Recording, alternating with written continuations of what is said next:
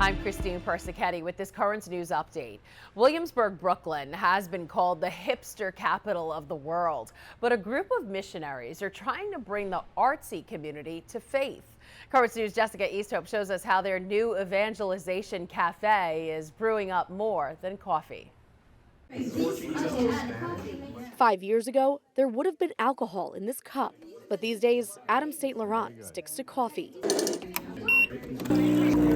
It's not an uncommon choice when you're at a cafe, but this one is anything but ordinary. The SHNY Cafe at the San Damiano Mission Church in Williamsburg draws young people in with more than just coffee and pastry. Adam found the Shalom Catholic community when he was at a crossroads in his life. Instead of choosing addiction, he decided to choose Christ. I had a calling to Christ, I believe, slowly through the missionaries and through Father Cristiano, that they brought me in and eventually brought me to faith. The missionary community that has 70,000 members across the world uses cafes like this to evangelize. This place is a place of encounter of young adults who are in the church and who are far from the church. And here they can have an experience of community. Barbara Freitas is the cafe's coordinator. As a missionary in one of the most secular cities on earth, she's managed to attract hundreds of young people to their events. It's beautiful to be able to give an opportunity to people to believe who had never had this opportunity before. Under the direction of Father Cristiano Pinheiro, the cafe, which opened earlier this month, is already bringing a new crowd to the heart of Williamsburg. One, he says, has the power to continue the church's mission. And they become protagonists of the mission as well, and they become missionaries themselves. As a general contractor, Adam helped build the cafe. He was baptized a Catholic last year, and these people and God's love have replaced his vices. It's very special to have a community that is not really drinking and not, nowhere around drugs, and it's just the joy of growing closer. He's now building back his own life with faith as his foundation. In Williamsburg, Jessica Easthope, Currents News. To find out the hours or events being held, just follow them on social media. Simply visit them on Facebook at sh.newyork or on Instagram at Shalom New York. TikTok is fighting to stay in the United States. The company's CEO, Shou Chew, testified before Congress and tried to emphasize to lawmakers that the social media app is safe and secure for Americans and shouldn't be banned. The bottom line is this: American data stored on American soil by an American company, overseen by American personnel. Chew added that the approach of the company has never been to trivialize or dismiss any concerns, only to address them with action. President Biden traveled to Canada Thursday with mass migration at the top of his agenda. This is Biden's first trip to the country since taking office. His meeting with Prime Minister Justin Trudeau will mainly focus on the large number of migrants who have crossed into the country. Migration has swelled at the border, with nearly 40,000 people crossing last year, more than double the number from 2019.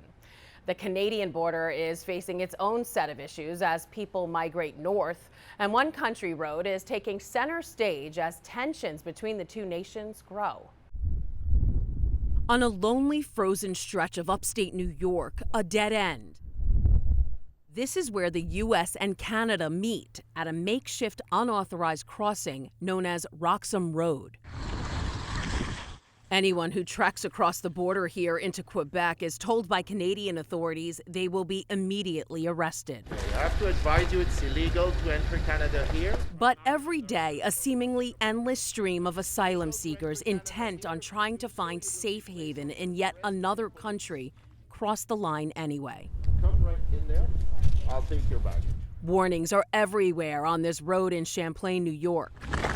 But they don't deter the stream of people, many of whom have cobbled together a way to get to Manhattan, then take a bus to a town 28 miles south of here, and then pay a driver to drop them off at this tiny corridor.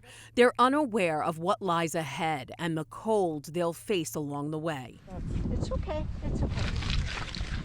Some community members try to help, providing them with warm clothes they'll need. God bless you. Okay, let me see about a jacket. People from all over the world are crossing Roxham at historic rates. Migrants from Nigeria, a man from Russia. No money, no money. Thank you, thank you, thank you. And this South American mother in tears.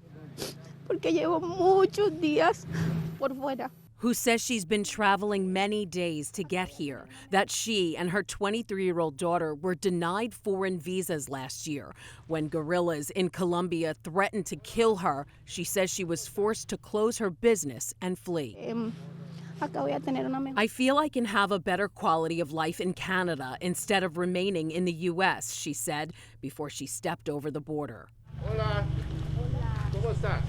After a brief detention, she'll likely be released to join fellow migrants who are learning the asylum process in Canada isn't easy either.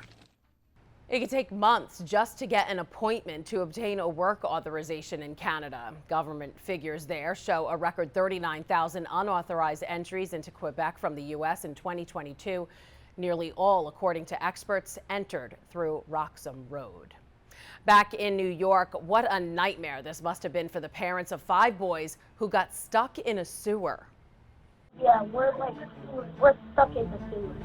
That's the 911 call they made while lost in a Staten Island sewer system on Tuesday. The FDNY took about a half hour to find them. The children traveled about a quarter of a mile through the sewer, which was basically a maze, and had to scream for their rescuers to find them. And finally tonight, the Diocese of Brooklyn has been on a pilgrimage all throughout the Lenten season, visiting different churches around Brooklyn and Queens. But on Wednesday, Bishop Robert Brennan got to meet some special pilgrims. Wow, are we ever blessed?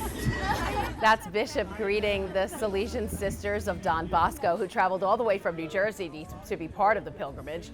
Yesterday's stop was the parish of Mary's Nativity, St. Anne in Flushing, Queens, where the nuns and Bishop Brennan joined in a youth holy hour with some Boy Scouts. Currents News spoke to some of the sisters who were excited to join the pilgrimage. I was super excited. It came very spontaneous, but I was very excited about it because I'm from Brooklyn and I grew up in East New York, Brooklyn, so it's home. And it's always good to come back home. When we heard that we were coming on a pilgrimage to Brooklyn, which was this morning, which was super cool, all of us raised our hands. We were really excited, and I was really excited because I've just been hearing about the revival that's been going on in the diocese, and I was feeling very grateful to have a moment to be a part of that, especially with the young people at this hour here that was going to be for the young adults and the young people. Since Ash Wednesday, pilgrims have been visiting a different parish in Brooklyn and Queens almost every day in an effort to experience the beauty of the church and the community there. And it's not too late to join them. Just go to dioceseofbrooklyn.org/Lenten Pilgrimage for more information. And that is this Currents News Update. I'm Christine Persichetti. Thank you for joining us because we are putting your faith in the news.